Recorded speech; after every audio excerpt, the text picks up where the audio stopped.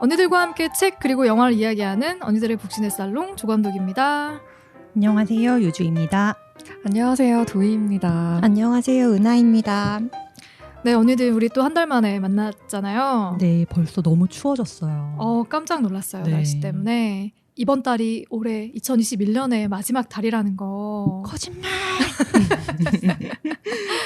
어느 정도 다들 각오하고 오셨죠? 연말을.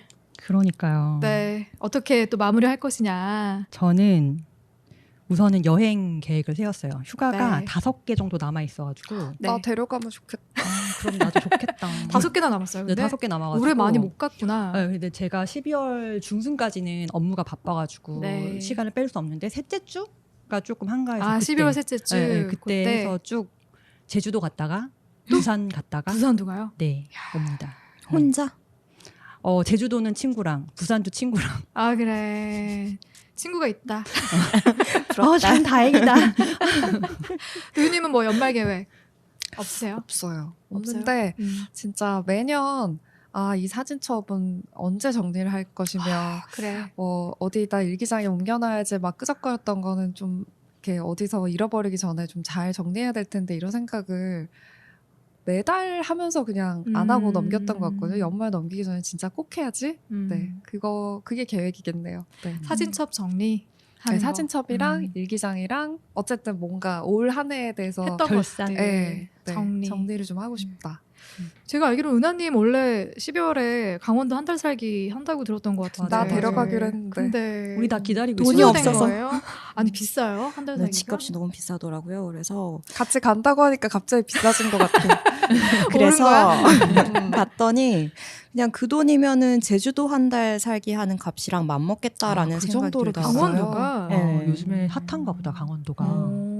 또 예전에 한번 강원도에서 며칠 집을 빌려서 살았다가 거기 제가 우풍에 있는 집을 처음 겪어봤어요. 진짜 춥죠. 우풍이 진짜 사람 미치겠더라고요. 그게 으슬으슬 추워요. 네, 잠을 못 우풍은. 자니까 그래서 괜히 엄한데 이렇게 싸게 갔다가 혹시 또 그런 집일까봐 그래서 그럴 수 그냥 있지.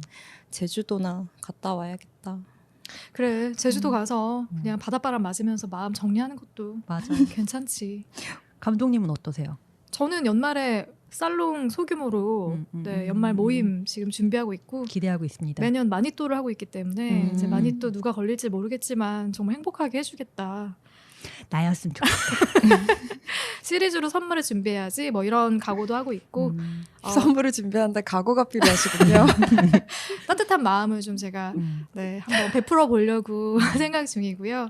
그리고 연말 올 한 해 어떻게 보냈지 생각해 보면은 올해도 작년처럼 크게 한 게 없는 것 같은 거예요. 인간적이다. 나도 그랬어요. 그쵸? 살만 쪘어. 제가 코로나 살이 때문에 더 그래. 살이 진짜 많이 쪄서 그래서 운동하시잖아요, 그래도.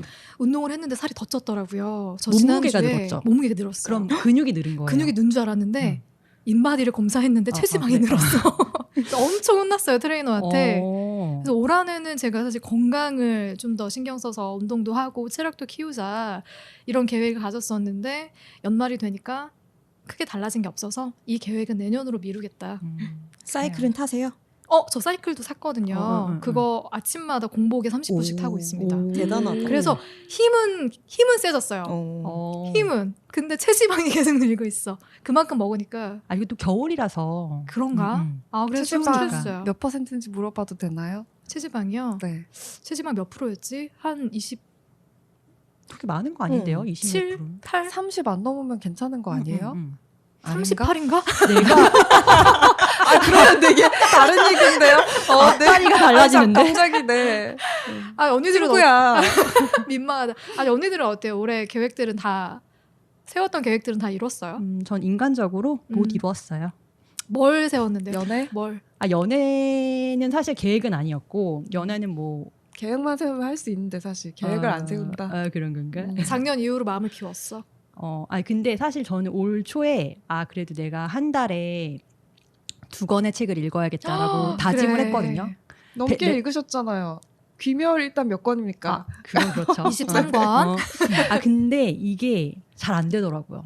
한 달에 하나 읽기도 사실 빠듯한데 2권까지는 아니어도 한 달에 한 권 정도는 그치, 읽었다. 우리 파케만 해도 최소 한 권을 읽으니까. 네, 이게 은근히 압박을 주더라고요. 압박인데 좀 행복한 음. 압박이긴 했어요. 네네. 그래서 나 조금 그래도 올해는 12권만큼 내가 성장했다라는 느낌이 있어요. 12권만큼? 음. 귀엽다.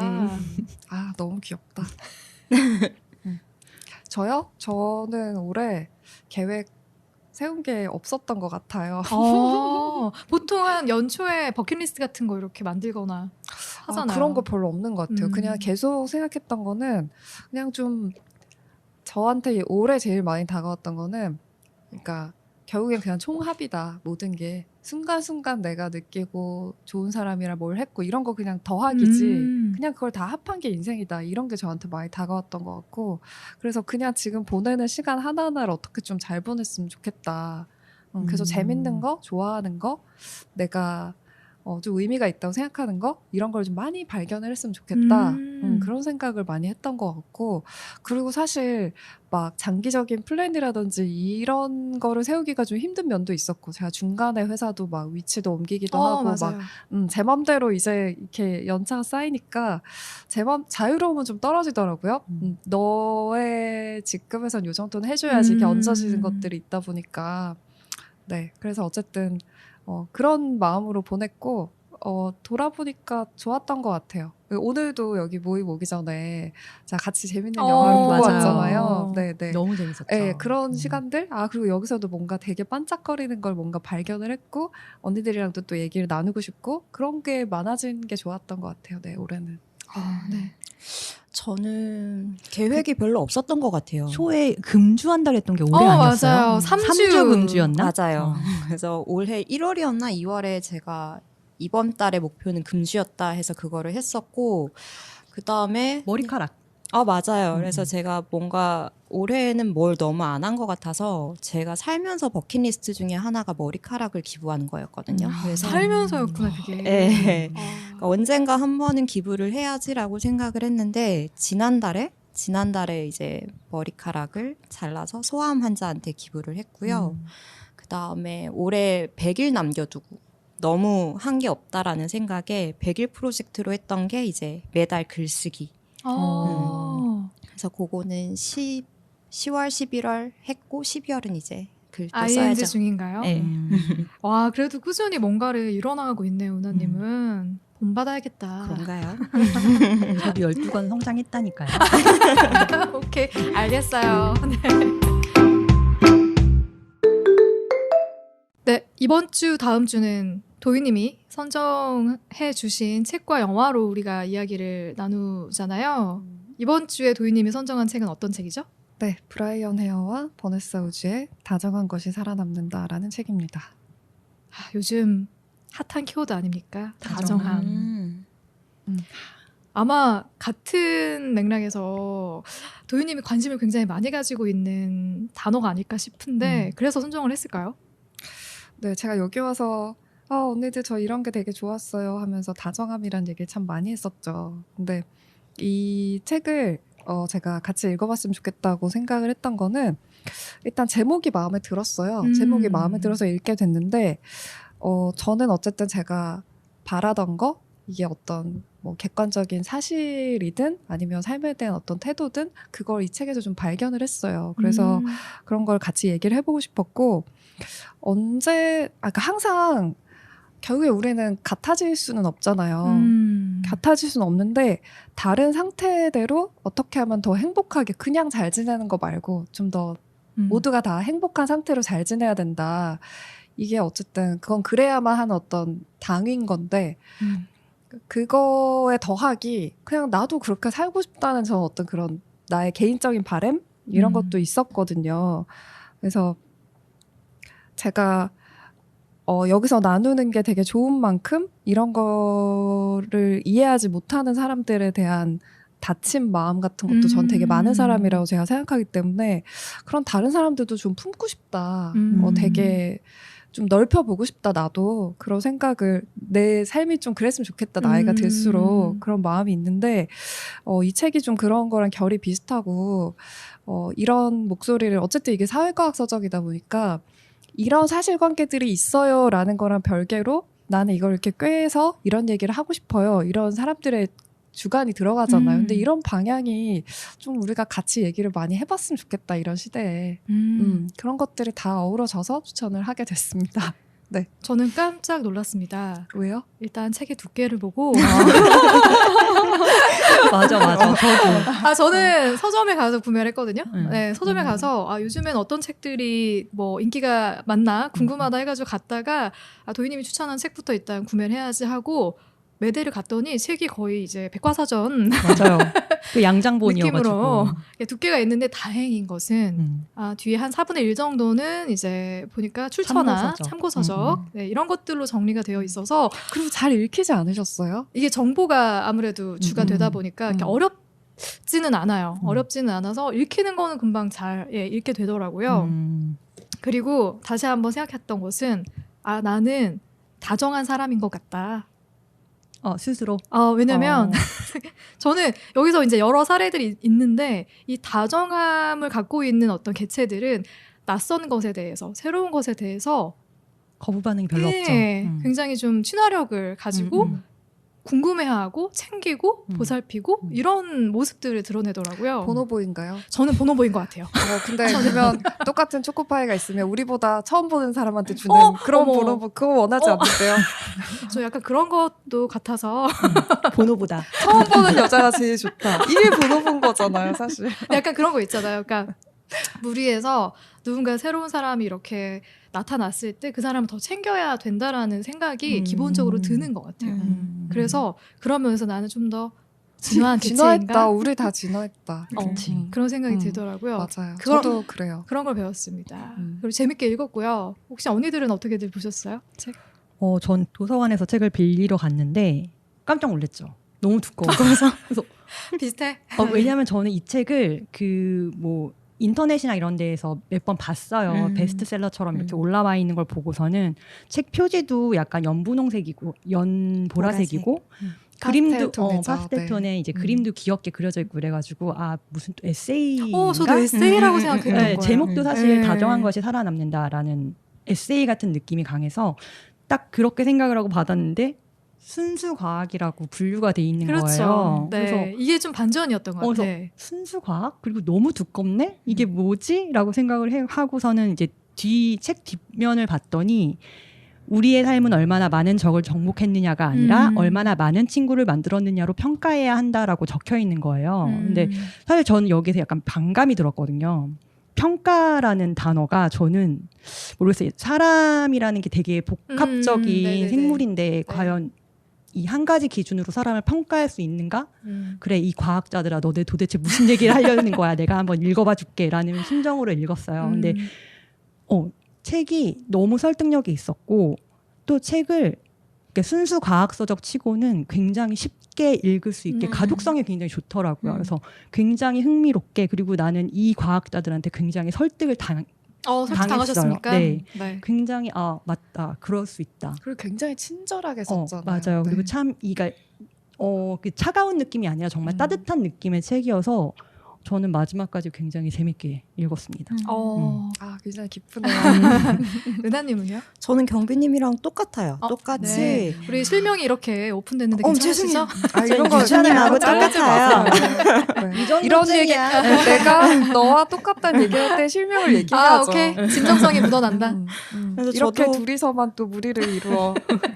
처음에 볼 때 일단 책 제목이 약간 요즘에 유행하는 그런 죽고 싶지만 떡볶이는 먹고 싶어 이런 거 같은 그쵸. 요즘에 유행하는 그런 투의 제목이어서 이거 에세이인가 라고 생각을 했는데 도서관에 이제 신청을 할 때 사회과학으로 분류가 돼 있어서 뭐지 내가 생각했던 그런 글이 아닌가? 근데 표지는 약간 그럴싸해 이런 느낌을 가지고 읽었는데 일단 내용이 뭔가 이런 연구에 관한 이야기를 하고 있지만 거의 사례로 이야기가 흘러가고 있어서 일단 가독성이 나쁘지 않았고 그리고 그런 사례들을 접하면서 얘네들이 어떤 가설을 제기하는 그 접근법이 되게 신선했어요. 신선했고 또 예기치 않은 순간에 약간 뭔가 전해진 따뜻함, 위로 같은 것도 있어서 기대했던 것보다 되게 재미있게 읽었었던 것 같아요. 그리고 일단 마지막에 4분의 1을 날릴 수가 있어서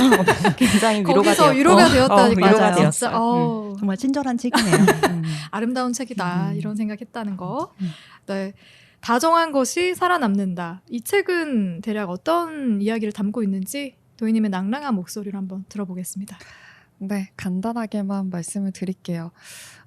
저희가 적자생존이라는 말을 너무 흔하게들 하고 있잖아요. 굉장히 인간의 경쟁적인 속성에 집중한 단어인데 그걸 되게 당연한 걸로 받아들이는 것 같아요. 그거는 내가 싫어할 수는 있어도 사실이다 이렇게 받아들이는 것 같은데 이 책을 쓴 사람들은 반대편의 얘기를 하고 있어요. 우리는 경쟁적이고 똑똑하고 그래서 이겼기 때문에 살아남은 게 아니고 친화력이라고 하는 유전자를 가졌기 때문에 살아남았다. 더 똑똑하고 경쟁적인 속성을 지니던 다른 인류가 오히려 멸망을 했고 가장 친화적인 성격을 그래서 사회적인 협력적인 의사소통을 할 수 있었던 인류인 우리 호모 사피엔스가 살아남았다. 그걸 굉장히 설득력이 있는 여러 가지 사례를 통해서 설명을 하고 있어요. 그중에 저는 이제 기억에 남는 게 우리의 눈에 대한 건데 맞아요. 홍채. 위장형으로 어디를 바라보는지 알 수 없는 까만 눈이 아니라 우리는 도저히 내가 어디를 보고 있는지를 숨길 수 없는 없죠. 협력적인 의사소통에 굉장히 특화된 눈을 갖고 있는 인류다.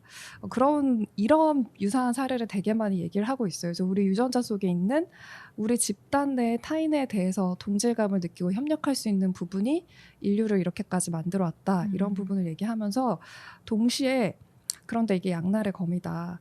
집단 내의 타인에 대해서 되게 다정하다는 얘기는 조금만 바꾸면 우리 집단에 위협이 되는 무리에 대해서는 굉장히 쉽게 비인관화를 하면서 잔인해질 수 있다. 근데 이건 인간의 역사를 돌이켜 생각을 해봤을 때 되게 평범한 많은 사람들이 다른 집단에 대해서 되게 잔인하게 변해온 역사를 우리는 갖고 있잖아요. 그 부분을 설명하고 있어요. 그래서 동시에 인간이 갖고 있는 이런 친화력이라는 유전자랑 부정적인 감정을 갖고 있는 집단에 대해서 한순간에 비인간화하면서 되게 잔인해질 수 있는 속성을 우리가 둘 다 갖고 있다. 이렇게 얘기하면서 세 번째까지 얘기하는 게 저는 참 좋더라고요. 그래서 우리는 어떻게 해야 되는가.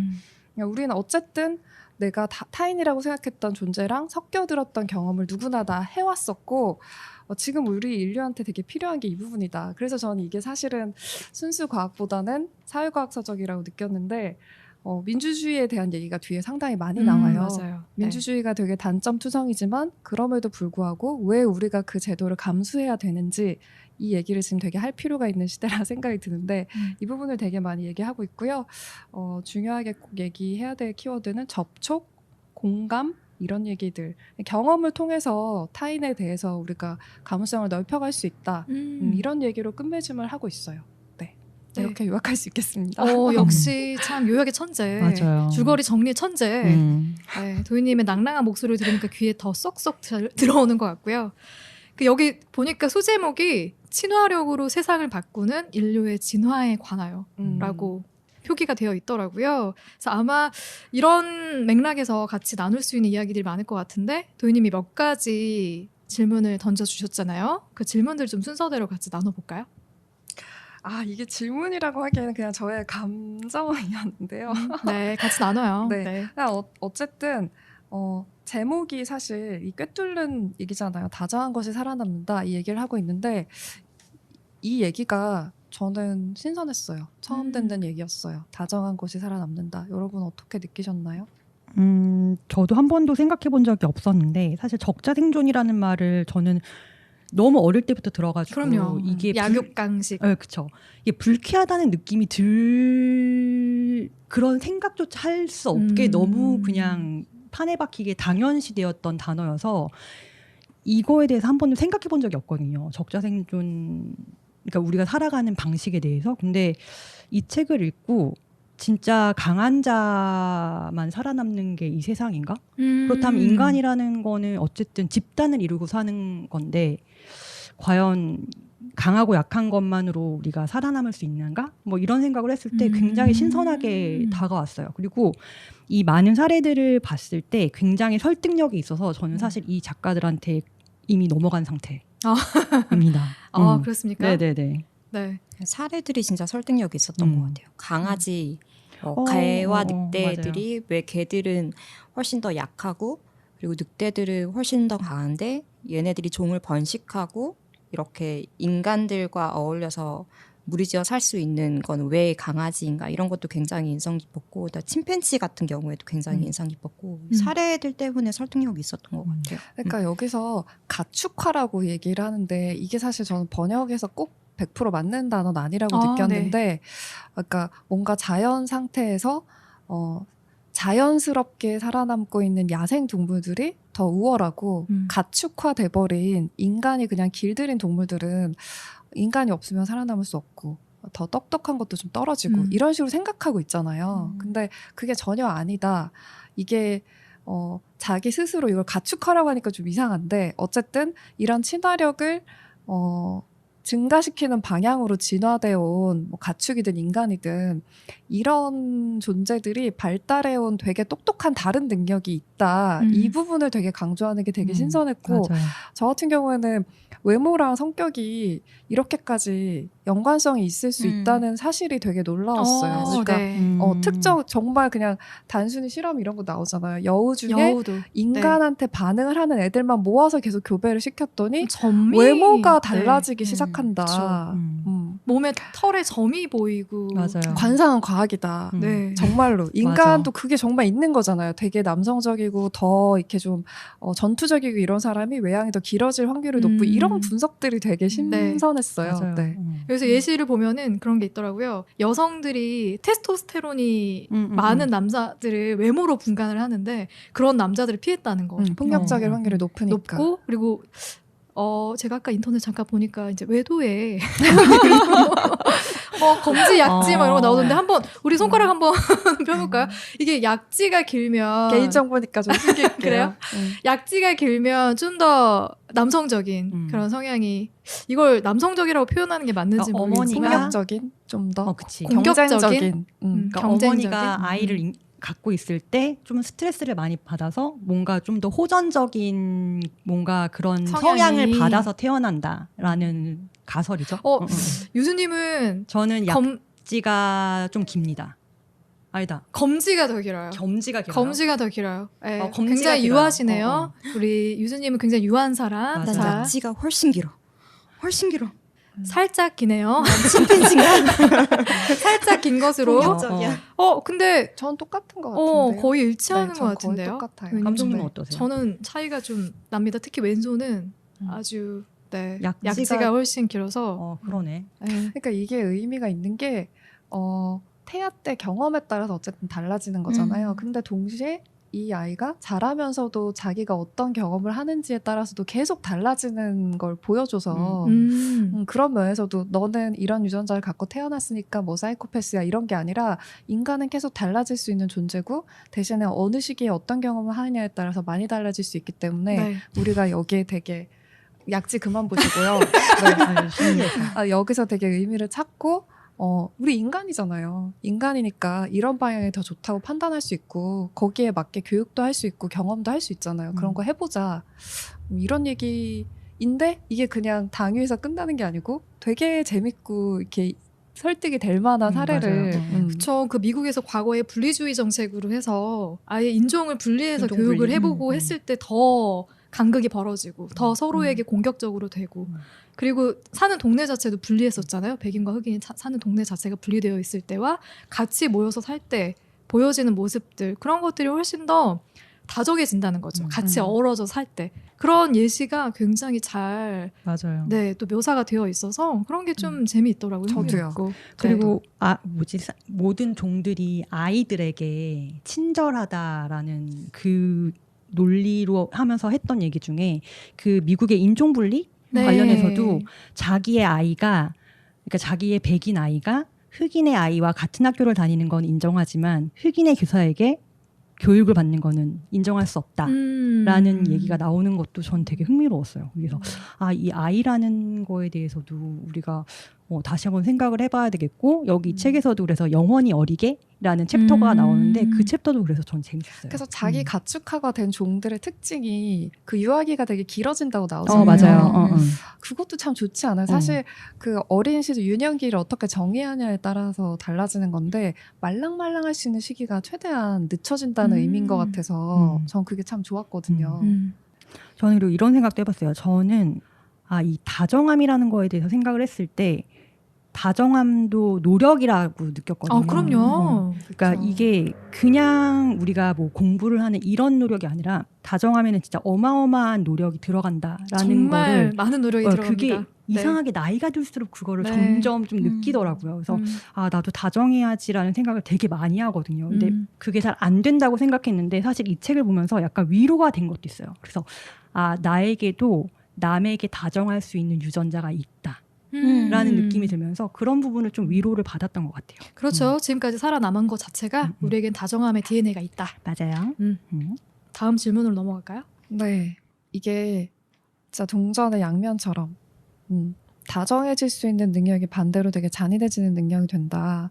그러니까 모성이 가장 클 때 타인에 대해서 내 아이한테 가까이 오는 타인에 대해서 제일 공격적일 수 있다. 이거 너무 공감되잖아요. 그러니까 그런 면에서 인간의 잔인함을 설명하는 게 또 설득력이 있다고 저는 느꼈는데 어디까지 얘기를 하냐면은 우리 모두에게는 타인을 비인간할 수 있는 힘이 있고 다른 사람한테 내가 기꺼이 불쾌하지 않게 내가 기꺼이 자발적으로 고통을 가하고자 하는 마음이 우리한테 있다. 근데 저는 진짜 솔직하게 얘기해보면 저한테 분명히 있는 것 같고 저는 지금 근무 환경이 올해 팀장이랑 이제 연말 면담하면서 올해 나 별로 좋지 않았다. 회사 업무로 맞는 만족감이 크지 않았다. 그런 식으로 얘기를 했는데 그게 일적인 만족감도 별로 없긴 했는데 저는 어떤 것이 좋아요. 제가 같이 보고 온 어떤 영화가 좋았어요 라고 얘기하면은 공감이 전혀 안 되는 사람들인 거예요. 기본적으로. 그러니까 많아요. 생각보다. 근데 저한테는 그게 되게 중요하고 예를 들어서 지금 또 되게 핫한 지옥이라는 작품을 보고 왔을 때 나는 여기서 내가 뭘 느꼈는지를 얘기하고 싶은데 그거 뭐 되게 잔인하고 뭐하고 선정적이고 이러니까 1위 하는 거지. 야, 누구나 만들 수 있어. 근데 안 할 뿐이야. 이런 식으로 그냥 잘라버리는 거에 대해서 필요 이상으로 제가 화를 내고 있더라고요. 저랑 되게 비슷한 면이 있으시네요. 네, 그래서 근데 그 솔직하게 돌아보면은 제가 제 친구들 만났을 때 그 무식한 사람들이랑 내가 진짜 돈 벌려고 일한다. 되게 비인간화하고 있는 거예요, 나도. 그래서 되게 선을 긋고 바깥에 있는 사람들에 대해서는 완전히 그냥 망해도 상관없다 이런 마음을 제가 갖고 있더라고요.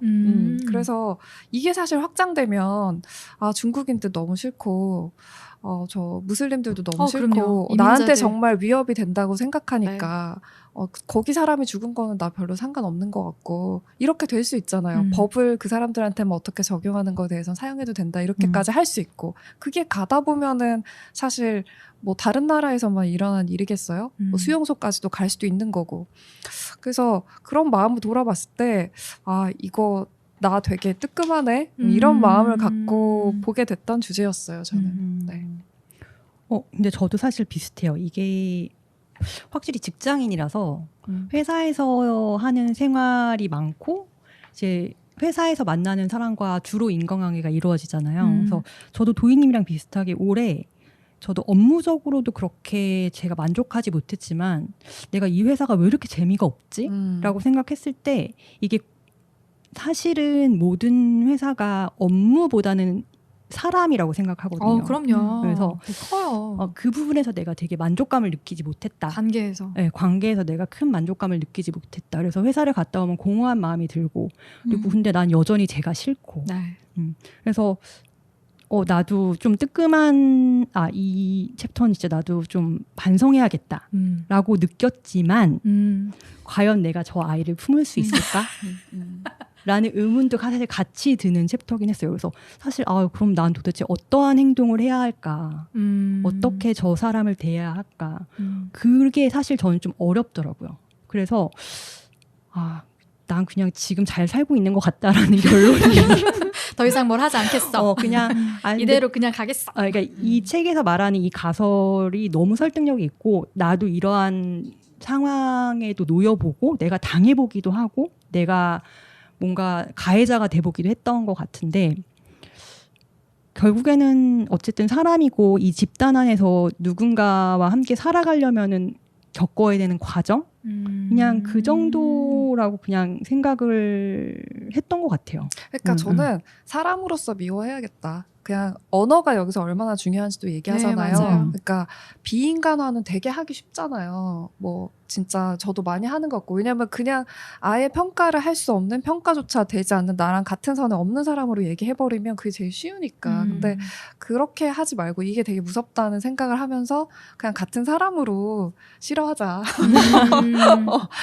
그런 면에서 저도 모두 다 포용하자 이런 게 아니라 이 비인간화라는 게 그거 자체로 정말 나쁘구나 이런 걸 느낄 수 있었던 맞아요. 것 같아요. 네.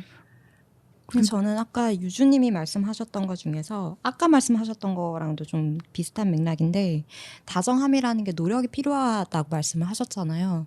근데 제가 이렇게 생각을 해보면 저는 옛날에는 참 사람 만나는 걸 되게 좋아하고 누구나와 되게 잘 어울리고 그랬었던 사람이었던 것 같아요. 그런데 시간이 지날수록 나이를 먹을수록 내가 만나는 사람을 가리게 되고 이러는 이유가 다정하면은 노력이 드니까. 근데 옛날에는 에너지가 맞아. 넘쳤으니까 그건 그래. 누구를 만나도 다정하게 대할 수 있는 에너지가 있었는데 이제는 에너지가 딸리니까 내가 노력을 해가면서 다정하려고 노력을 해가면서 만나야 하는 사람들은 만나고 싶지가 않은 거예요. 그래서 이제는 점점 물론 다정함이라는 게 중요하긴 하지만 그걸로 인해서 만난 사람을 만나는 게 힘들어지는 것 같기도 하다라는 생각도 들더라고요.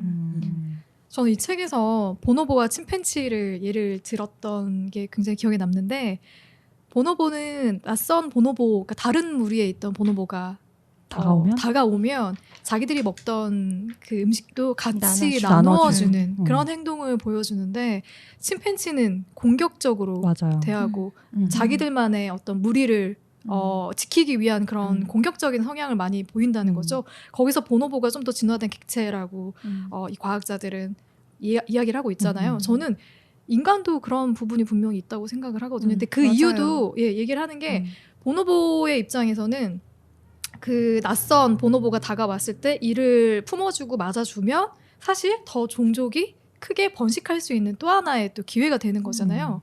특히나 암컷이 다가왔을 때 뭐 그런 게 있겠죠. 근데 침팬치는 우두머리만이 이제 번식을 할 수 있는 기회가 주어지니까 더 적대적으로 상대를 대하고 제압하는 게 더 유리할 수 있겠죠. 그런 부분들이. 그러니까 보노보는 자원이 되게 풍부하기 때문에 이미 누구나 다 배불리 먹을 수 있으니까 굳이 싸울 필요가 없는데 그 암컷들끼리도 연대를 할 수 있고 연대를 한다고 하잖아요. 근데 침팬치는 먹을 게 모두가 다 먹을 만큼은 없는 환경이니까 못 먹는 애가 있을 수밖에 없으니까 경쟁을 할 수밖에 없는 상황이다. 그래서 저는 그 부분이 되게 의미 있다고 생각했어요. 우리는 자원이 너무 많잖아요. 인류가 나눌 수 있는 자원은 진짜 많잖아요. 많죠. 그러면 침팬지처럼 안 살아도 되잖아요. 정말 무슨 본성이 기꺼이 남을 때려야만 되고 이게 아니잖아요. 우리 보노보처럼도 살 수 있다. 그런 면에서 좋았습니다. 저는 보노보 읽으면서 좀 자기 반성을 했어요. 그래요? 그러니까 어떤 면이냐면 보노보는 먹을 거 줘요 나한테. 아니 그런 의미 아니에요. 그러니까 다른 보노보와 친해지기 위해서는 성적 유희를 즐긴다고 되어 있더라고요. 그런 거에 대해서도 굉장히 오픈 마인드였어요. 나도 그랬어야 됐다. 성적 유희를 즐겼어야 됐다? 근데 그거 좀 했죠. 그거 맞아. 얘네는 성적인 그거를 집단 내 텐션을 낮추는 방식으로 적극적으로 쓴다고 하잖아요. 근데 침팬치는 반대로 그걸 굉장히 폭력적인 방식으로 쓰고 있잖아요. 독점하기 위해서. 네. 암컷을 막 이렇게 겁탈하고 이런 쪽으로 나가잖아요. 네. 그래서 보노보의 암컷. 괜찮은 훌륭하다. 훌륭하다라고 생각했어요. 그래, 이런 성적 유희를 사실 우리 한국 사회에서는 우리 어렸을 때까지만 해도 그런 거에 대해서 약간 터부시하는 게 있었잖아요. 그래서 확실히 그런 거에 대한 집단, 여기서도 이제 얘기하는 그 집단 내에서의 그런 가치관, 도덕관념에 저는 영향을 굉장히 받은 사람이었던 것 같아요. 근데 이제 크면서 그래 이게 정말 그게 정답이 아니라 그냥 어쨌든 우리는 이제 살아가는 한 집단에서의 그런 도덕적인 가치관에 영향을 받은 것뿐이다라는 거를 많이 느끼면서 하여간 보노본의 성적 결론은 이제 스스럼 없이 자신의 모든 걸 드러내라. 맞습니다. 숨기지 말아라. 네. 감추지 말자. 네, 뭐 이런 얘기인 거잖아요. 그런 생각을 했어요, 좀. 네. 네, 이 챕터에서 또 하나 얘기해보고 싶은 게 이거 되게 되게 아픈 면이지만 우리가 있다고 인정을 해야 될 것 같아요. 이 잔인하게 가는 성향 중에 사회 지배 성향이랑 우파 권위주의를 얘기를 하고 있는데 전 둘 다 있는 것 같아요. 저도 그 사회 지배 성향은 내가 대장하고 싶은 거. 그래서 그냥 외부자는 나보다 열등한 존재니까 똑똑한 내가 대장할 거야. 이런 성향. 우파 권위주의는 외부자는 나한테 위협이 되기 때문에 그 위협을 제거해주는 지도자가 있다면, 강한 지도자가 있다면 나는 순응할 거야. 근데 이게 두 개가 대장하고 싶은 거랑 순응하고 싶은 게 참 다르긴 한데 외부자에 대해서 극도로 관용적이지 않다는 게 똑같다. 근데 저희 이 두 개가 되게 위험하다고는 생각하는데 이 민주주의에 대한 얘기를 하면서 저희가 동시에 너무 민주적이기 때문에 나 그냥 강력하게 저런 거 찍어 누르는 지도자가 있었으면 좋겠는데 요즘 그런 얘기 많이 해요. 많이 하잖아요. 네. 그래서 저는 이게 되게 위험하죠. 공감이 많이 됐어요. 그래서 민주주의가 단점 투성이도 너무 잘 알죠. 집값 통제 못하고 뭐 못하고 그거 너무 많고 이게 최악의 정부 형태라는 거에 나도 너무 공감해. 근데 나머지 모든 정부 형태보다 이게 더 낫다. 현존하는 정부 중에서는 그 얘기를 우리가 지금 진짜 많이 해야 되는 거 아닌가. 우리 모두가. 왜냐면 저희 그렇게 얘기하잖아요. 지금 최악인데 저런 불관용적인 사람이 지도자가 되면 큰일 날 것 같은데 이런 마음이 동시에 있잖아요. 왜 우리 당장 도널드 트럼프를 보십시오. 네, 지금은 이제 내려놨지만 저는 맞아요. 한국에 지금 너무 구체적인 현실이니까 이름은 얘기하지 않겠지만 네. 이번 경선 이런 지금 제가 여의도에서 일하고 있는데 많은 정치인을 길에서 봅니다. 네. 자기들끼리 많이 만나더라고요. 그렇죠. 네, 그런 걸 볼 때 느끼는 불안감. 네. 그래서 지금 더 이런 얘기 우리 해야 될 것 같아요. 이 사회 내 안에도 있는 이런 사회 지배 성향과 우파 권위주의가 얼마나 위험한지에 대해서 그러니까 그 심리가 저도 되게 궁금했던 게 저는 힐러리랑 트럼프가 붙었을 때 당연히 힐러리가 될 거라 생각했어요. 저도. 왜냐면 트럼프가 너무 위험해 보였거든요. 발언하는 것 자체가 인종 비하도 아예 대놓고 했었고 맞아요. 그러니까 이민자들 불법 이민자들에 그렇죠. 대해서도 근데 그게 굉장히 정말 꼭 필요한 버튼을 계속 눌러왔다는 게 이 분석상 너무 명백하게 드러나잖아요. 이게 위협이 된다는 거를 되게 착하고 오히려 수능적인 사람들한테 그 버튼이 다 눌렸던 것 같아.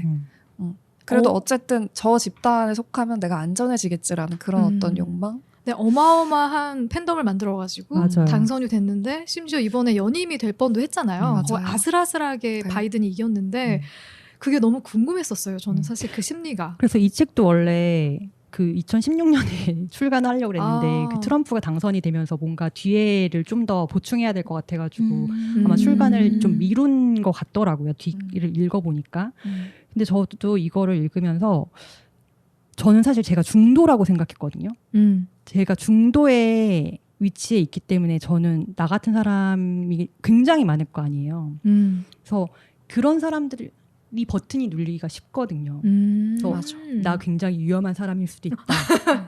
나 되게 순간 집단에 묻혀서 잘못된 생각을 할 수도 있겠다라는 좀 그런 느낌을 많이 받았어요. 우리나라의 대부분이 이런 그러니까 입장일 독일의 수도 있을 것 국민들이 되게 평범하고 지적인 능력이 오히려 뛰어난 사람들인데 맞아요. 히틀러의- 그런 지도자를 뽑고 지지했다는 것 자체에서 우리가 다 경각심을 맞아요. 가져야 합니다. 그러니까 사회적인 네. 분위기를 네. 무시할 수가 없다고 생각해요. 저는. 네.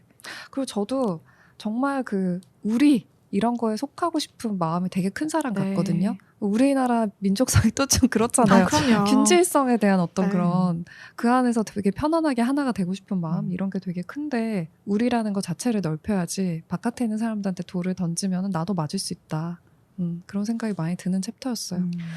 그러니까 저는 적어도 그런 정의, 그러니까 저는 사실 되게 속상한 게 분명히 내 머릿속에서는 이건 아니야, 이건 옳지 않아 라는 생각이 있는데 이걸 논리 정연하게 설득을 못 하겠는 거예요, 상대에게. 저도 너무 속상해요. 그게 한 번은 제가 우리 모임 말고 예전에 한 3, 4년 전에 독서 모임에 가입해서 활동한 적이 있었는데 그 모임의 톡방에서 그 당시에 이제 갑자기 그 제주도의 아프가니스탄 이민자들이 폭발적으로 비행기를 타고 몰래 맞아, 예, 맞아, 들어와가지고 그때 좀 이슈가 있었어요. 맞아요. 거기에 대해서 말도 안 되는 거짓 소문들도 돌고 했는데 그거를 퍼다 나르는 거예요. 톡방에 누군가가. 그래서 이 사람들 한 달에 250만 원씩 준다는데 맞아. 이거 말이 되느냐, 우리 세금으로 이래도 되느냐, 제주도민들이 지금 불안감에 떨고 있다, 길거리 걸어가는데 여자들을 막 야린다, 뭐 이런 야려본다, 뭐 이런 얘기도 하고 톡방에서. 근데 그거를 아무도 나서지 않는 거예요. 오히려 동조하는 사람들만 계속 글을 서로 주고받고 하니까 분위기가 되게 엄한 거예요. 전 나서요. 그러니까요. 네. 제가 그럴 때 네. 내가 이런 사람이구나 이런 걸 느껴요. 그러니까 제가 아파트 입주민들 들어가 있는 톡방인데 아파트 네. 얘기만 하잖아요. 어느 날 갑자기 우리 아파트에 쥐가 왜 많은가라는 이슈로 시작돼가지고 쥐던 놓고 싶은데 고양이가 죽는다는 걸로 캣맘들이 반대해서 어떻다 하면서 고양이나 동물 먹이주는 사람에 대한 비판이. 공격으로 근데 굉장히 많은 사람이 동의를 하더라고요. 그쵸. 네, 그래서 저는 키우지 않는데 그냥 참을 수가 없더라고요. 그냥 아파트 여기에 맞는 것만 얘기를 해달라. 근데 또 그렇게 한 명이 나서서 하면 많이 듣고 있던 그 그쵸. 캣맘들이 되게 많이 그러니까 처음이 중요한 것 처음이 같아요. 중요해요. 네. 누군가가 나서서 이야기를 하면 분위기가 다시 만들어져. 도희님은 능동적인 사람이다. 아니 근데 그게 되게 불편한데 이게 저는 그래야 된다 이런 거보다 내가 이걸 안 하고 있을 수가 없는 그게 있는 것 네. 같아요. 그래서 저는 세상이 급변하면 전 돌 맞아서 1등으로 죽을 거기 때문에 안정이 필요해요, 여러분. 난 못 나서. 아니 그러니까 저는 나서죠. 나서고는 싶은데 내가 아는 게 없는 거야. 거기서 그게 다 어쨌든 거짓 소문이라는 것을 내가 반박해 가면서 이야기를 끌어내야 이 사람들을 설득할 수 있을 것 같은데 내가 아는 정보가 너무 없는 거예요. 그러니까 추상적인 얘기를 할 수밖에 없는 맞아. 그게 되게 속상해가지고 그래서 길게 이야기를 할 수 없는 게 좀 안타까울 때가 많아요. 그래서 좋은 사회과학 네. 서적을 만나면 되게 반갑고 그쵸. 이걸 이렇게 시간을 많이 들여서 정리해준 작가들에 대해서 참 고마운 맞아요, 마음이 듭니다. 맞아요. 네. 맞아. 참 이런 거 보면은 정말 이게 민주주의의 양날이라는 게 이런 작은 집단에서도 보이죠. 이게 사실 민주주의라는 이름으로 행해지는 그 폭력적인 자유, 그런 표현의 자유들 이런 걸 어디까지 우리가 과연 허용해야 그렇지. 되는지에 대한 생각을 좀 다시 한번 하게 되는 그런 네. 기회가 아니었나라는 생각도 들어요. 그러니까 저조차도 일단 적자 생존에 대해서는 그냥 맞는 얘기로 받아들였던 것 같아요. 그렇지, 되게 이렇게 경쟁에서 살아남는 사람들만 살아남지. 근데 우리가 인간이니까 이런 사람들도 품어야 되는 거 아니야? 이렇게 접근했던 것 같아요. 이미 내가 그 사람들의 논리에 대해서 수긍하고 있는 상태에서 약자인 거예요. 이길 수가 없어. 동정심에 호소하는 거잖아요. 근데 그게 아니라 이렇게 하지 않는 것 자체가 나한테 위협이 된다는 얘기잖아요. 사실 여기서 하고 있는 얘기는. 그래서 왜냐면 나도 누구한테는 타인이잖아요. 내가 지금 당장 내가 너무 좋아하는 여행을 하겠다고 어디 나갔다가 아시아인이라는 이유로 아프가니스탄 난민 같은 취급을 받을 수 있잖아요. 그런 방식으로 생각을 해봤을 때 약간 나한테 해결이 안 되는 부분을 이렇게 해결해 준 것 같은 기분이 들어서 반가웠습니다. 네. 맞아요. 네. 세 번째로 넘어가 볼까요? 네. 제가 최근에 아우슈비츠에서 네. 살아남은 작가가 쓴 책들 읽으면서 이거 진짜 어떻게 해결할 수 있을까 이런 생각을 했던 적이 있는데 이 책의 세 번째 주제인 타인과 어떻게 소통할 수 있을 것인가에 그 사례가 나와서 되게 반가웠어요. 그 유대인을 숨겨줬던 사람들의 공통점이 뭐였는지를 분석을 네. 해봤는데 한 번이라도 자기 인생에서 깊이 있는 우정을 유대인과 나눴던 사람들이 완전히 처음 보는 유대인들에 대해서도 자기 신변의 위협을 무릅쓰면서 도움을 줬다. 이거 되게 좀 감동적이었거든요. 그리고 다 공감하시잖아요. 네. 맞아요. 사실 경험을 하면 이런 편견이 한순간에도 없어질 수 있다. 전 담배 피는 여성에 대한 굉장한 편견을 갖고 있었는데 그게 깨지기 전까지는 내가 그런 편견을 갖고 있었다는 사실을 몰랐어요. 근데 대학에 들어와서 내가 되게 멋있게 생각하는 언니가 담배를 피는 걸 보는 순간 0.1초 만에 깨지더라고요. 그게. 그러니까 그치 저럴 수도 있지랑 나도 필 수 있지는 완전히 다른 문제고 네. 저 사람과 내가 진짜 다르지 않지까지 가는 게 이렇게 쉽게도 깨질 수 있는 거구나.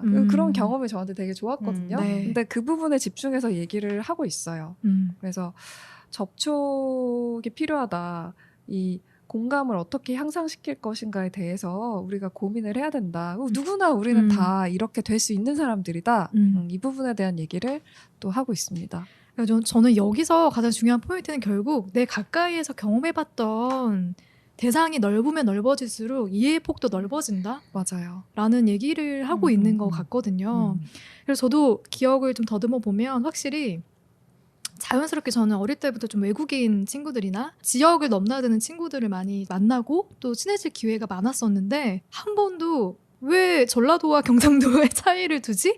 이 생각을 안 하고 살다가 정말 처음으로 30살에 저한테 전라디언이라고 얘기하는 상대를 만났어요. 웃으면서 얘기했어요, 저한테. 그래서 나는 이게 웃었어, 같이. 아, 제가 전라디언? 방금 쌍욕을 마이크로 할 뻔했어요. 근데 나는 이게 비하하는 발언인지도 몰랐어요, 그때. 근데 그 사람은 그걸 알고 쓴 거예요? 네. 근데 웃으면서 얘기를 했어. 그래서 그냥 농담하는 건가 하하 웃고 나서 찾아보니까 이게 좋은 단어가 아닌 거예요. 그러니까 제가 경험을 이게 공격적으로 저한테 대하는 어떤 경험들을 쌓아 나가다 보니까 저도 한때는 이상하게 이제 경상도 분들에게 좀 공격적인 네 마음과 당연히 말이 그럴 수 있죠. 생기더라고요. 네, 보복성 저는 비인간화. 맞아요. 네. 책에서도 나오잖아요. 보복성 비인간화라고. 그래서 저는 지금 점점 더 갈수록 사실은 남녀 그리고 지역 맞아요. 여러 인종 뭐 이런 걸로 나뉘어가지고 서로를 좀 공격하는 느낌이 있는데 먼저 공격하지 않는 것만으로도 저는 정말 많은 것들을 사실 좀 화합해 나갈 수 있다고 생각을 하거든요. 맞아요. 제발 그런 좀 좁은 시야를 갖고 있는 분들이 두루두루 주변에 좀 좋은 사람들 많이 만났으면 좋겠다. 경험을 해봐야 돼. 네. 근데 저는 참 신기한 게 감독님은 사실 정체성을 그 지역색이라는 걸 전 거의 느끼지 못하고 서울 사람 같은 느낌이고 왜냐하면 정말 걸쭉한 전라도 사투리를 쓰는 사람에 대한 호감을 제 인생에서 느껴본 적이 없었거든요. 그래요? 계속해서 저는 부산 출신인데 네. 저희 담임 선생님이 고등학교 몇 학년 담임 선생님이 전라도 출신이었어요. 근데 아이들 사이에서도 나오는 얘기가 그런 게 있었어요. 저 선생님이 부산에서 학교 선생님을 하는 게 사실 얼마나 힘든가에 대한 얘기들을 그러니까 그런 것까지도 있었거든요. 사실 경북대 나온 사람은 부산대 나온 선생님들이 되게 많은데 섞이기 힘들다. 그러면서 동시에 어떤 얘기가 있냐면 그런데 부산대 나온 사람이 광주에서 선생님 하는 거는 불가능하다. 쟤네들이 훨씬 더 우리한테 배타적이야. 이런 얘기들. 똑같이 또 경상도지만 부산대 나온 사람이 경북대 나온 선생님들이 주류인 대구에서 선생님 하긴 더 힘들다. 그러니까 우리가 배타적이면서도 저들은 훨씬 더 배타적이야. 그래서 이 정도는 사실 수용해야 돼. 이런 논리들이 있었던 거예요. 네. 근데 내가 무슨 소리야 이렇게 생각은 하지만 사실은 사투리에 대해서도 경상도 사투리에 대해서 가장 친근감을 많이 느끼고 전라도 사투리는 나 너무 많이는 듣고 싶지 않은데 이런 생각이 있었거든요. 근데 진짜 신기한 게 제가 BTS의 J-Hope이 정말 전라도 사투리를 심하게 고치지 않고 심하게 하고 그거를 그 멤버들한테도 다 퍼뜨리는데 그걸 제가 너무 사랑스럽게 좋아하게 되면서 정말 한순간에 다 없어졌어요. 이건 저는 실제로 만난 적도 없잖아요. 그런데도 이런 문화적인 경험만 가지고도 없어진다는 게 전 너무 좋았고 이런 경험이 저한테 가능하면 사실 모든 사람한테 가능하지 않겠어요? 맞아요. 제발 그러기를 바라요. 제발. 그래서 이 책에 있는 요 3번째 챕터에서의 사례들이 되게 희망적이었고 또 가장 극단적으로 편견을 많이 가졌던 사람이 제일 쉽게 바뀐다는 얘기도 또 하고 있잖아요.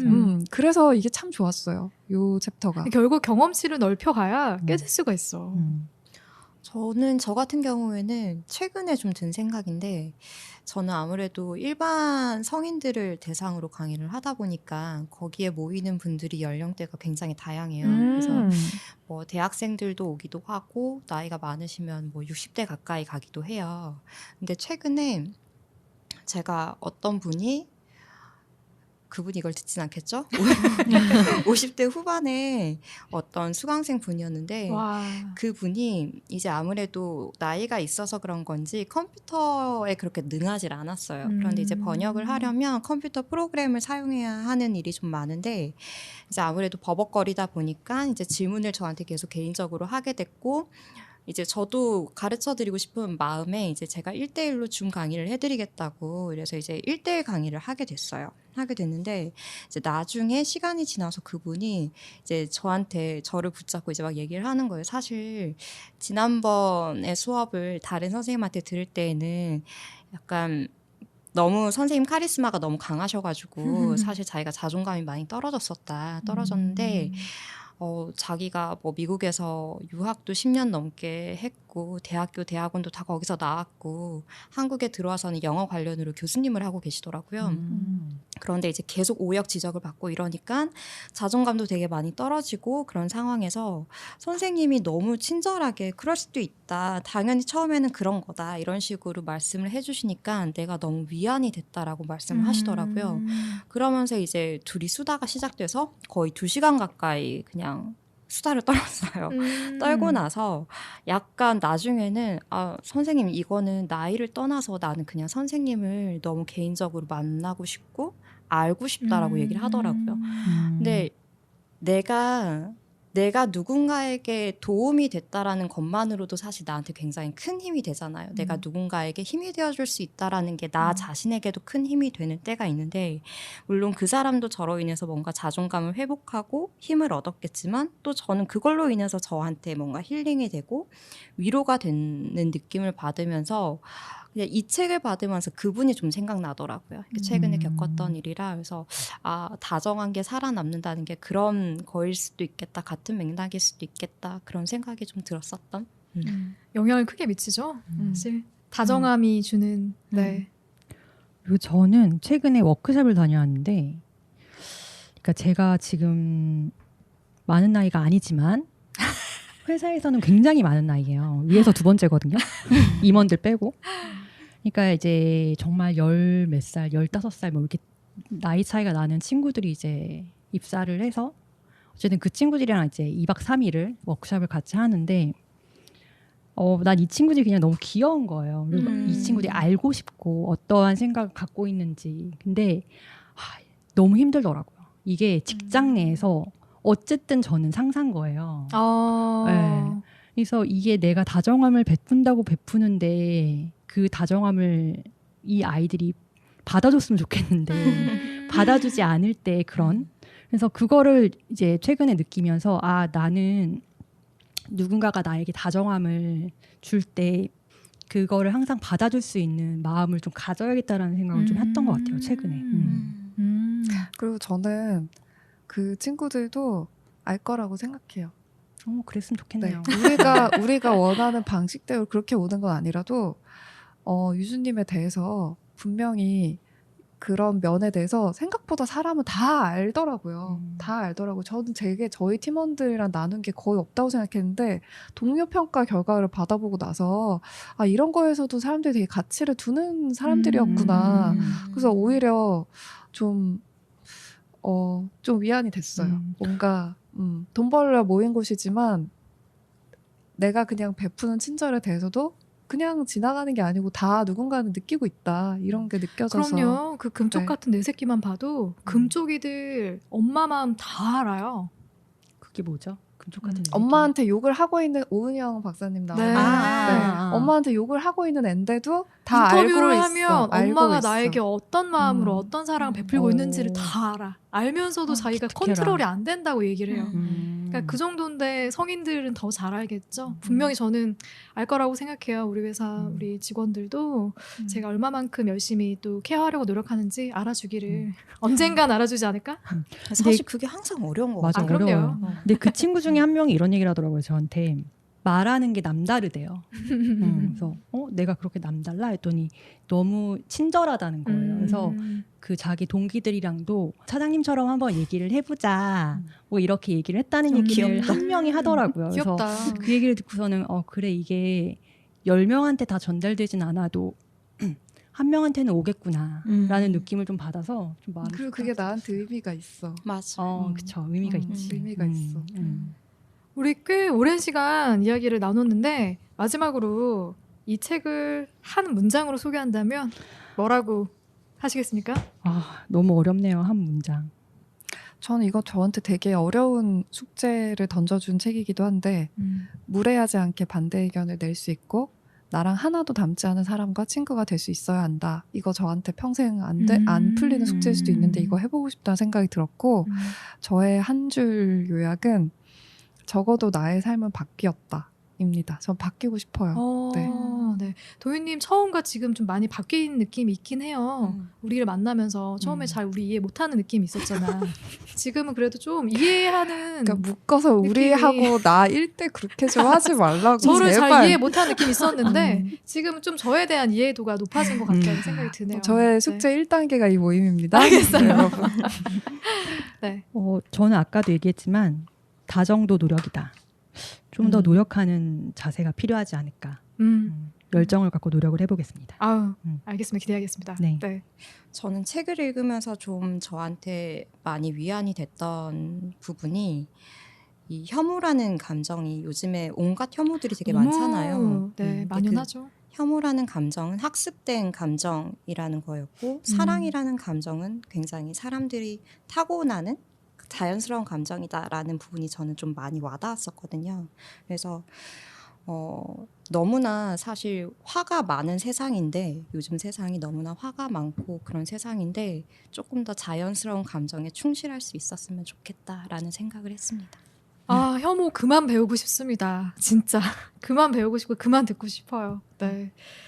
우리 이번 주에는 다정한 곳이 살아남는다라는 책으로 1시간 꽉 채웠는데 다음 주에는 어떤 영화가 기다리고 있나요? 네, 역시 제가 추천한 영화죠. 귀멸의 칼날 극장편. 무한열차. 네. 네. 아, 유주님이 한동안 푹 빠져 있었던 네. 만화책까지 23권까지 다 구매하셨다는 맞아요. 애니메이션으로 다음 주에는 인사드리도록 하겠습니다. 다음 주에 만나요. 안녕.